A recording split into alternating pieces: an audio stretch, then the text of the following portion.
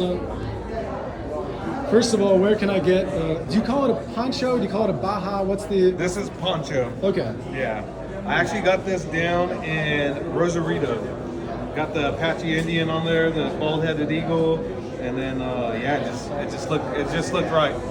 I'm not going to ask you about what kind of trouble you got in Rosarito because it's pretty wild down there. Have you ever thought about like selling your own poncho look? Yeah, definitely. I mean, we actually have a dispensary and a grow operation. It's actually called the Poncho Brothers, my cousins. So it's up in San Francisco. Yeah, it's going to be opening up here in June. So that's the side business that I've been working on. So let me know about that, man. Yeah, I hope to get the invite. Actually, in the Mission District, right off Julio Cesar Chavez Boulevard. So they have a great community out there, Latino community that welcomed us in, and they got a carnival that they're going to be doing in April or May. So after this fight, going down there and just meeting people, getting back to the heritage, the culture, and selling out good medicine for those guys. That's awesome, man. I used to live in the Mission ages ago. Yeah. It's kind of weird at the press conference. I mean, I didn't know that you guys have some kind of history. Did that surprise you in any way? I mean, he's been kind of running his mouth a lot. I mean, wanting to fight me and just avoiding fighting for the title fight. And the whole thing was look if you're the clear contender to fight first for the title in the tournament, and if you're not going to do that, why am I going to fight you? I'm going to ask for the title fight, right? If you're not going to fight for the title, well, if I'm the number one ranked guy, then I'm obviously going to fight for the title and get my rematch, which I felt like I deserved. But he's saying, oh, you're making excuses, blah, blah, blah, this and that. I'm like, all right, dude, whatever. And then this happened to come up, and again, it's an interim title fight for this, and it's yeah, I'll fight whoever. I never run or duck people, so. You've already been the champ. Right. So you're trying to get back there. What kind of advantage does it give you? You've been through 5-round fights. You know the pressure. You know what it's like to hold the belt. So how does that really help you going into this fight working? Well, it's like having your first loss, right? You want to be undefeated going into your career, and you want to never lose. And so those type of things kind of hinder your performance, wanting to win so bad that you're fighting to not lose at that point.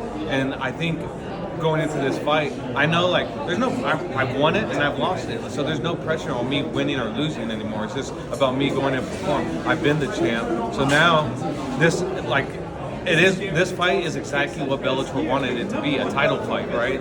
This is a fight that definitely marks for a title, and with Sergio getting hurt, all the other fights that were in the division and in the Grand Prix, it didn't make sense to make those title fights. And this one is labeled a title fight because it is a high caliber fight.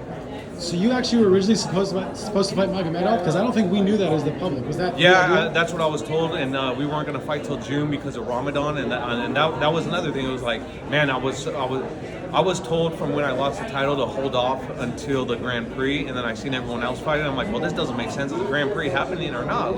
If not, then Stots fought Magomedov, Pachi had fought Gallagher, and Sergio was fighting Horiguchi. So I asked to fight. I was like, well, let me fight Higo, or that's the closest guy that doesn't have a fight. And they're like, no, we're gonna hold off to the tournament, and then the tournament unfortunately kept getting pushed back and back. So that's what happened on why I wasn't able to fight so long. So, it wasn't anything like me not wanting to fight. Of course I want to fight. I want to fight every fucking month, So, yeah, I just got put in a tough position coming off a title loss. You talked about, you're the best 135er, but if you need to, you can step up 45, 55. We know you've done that in other organizations. And I think you fought at 45 in Bellator at first. When you first entered. I fought the Grand Prix in Bellator, and look who I fought. I fought Patricio Pitbull in the first round because no one wanted to fight him. And I stepped up and I said, I don't care who I fight. I'm down to fight whoever you guys put in front of me. They're like, are you willing to fight Patricio? I said, yes, of course. And I went in there and I fought Patricio, You still thinking about moving up?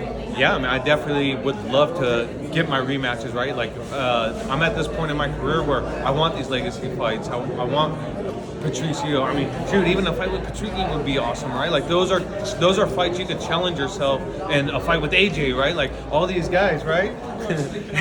These are legendary fights that you can make and have and push yourself to limits that you don't even know you're capable of unless you challenge yourself to do those. Especially fights with AJ and Borix and all these guys that are at the top of the division.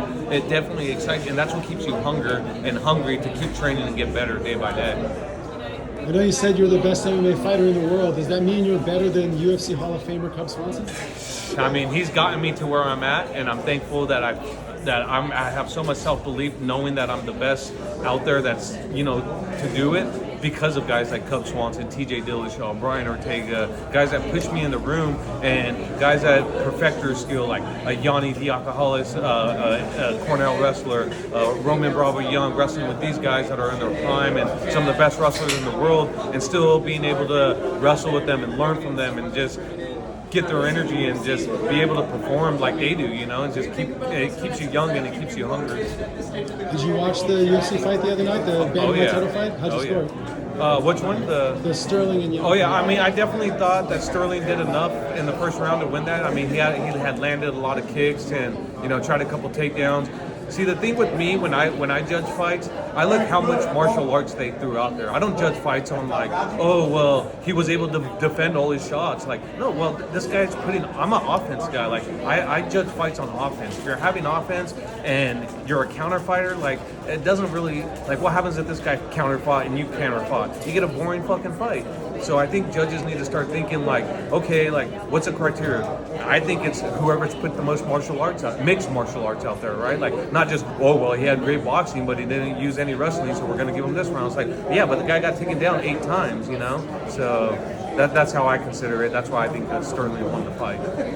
Cool. All right, man.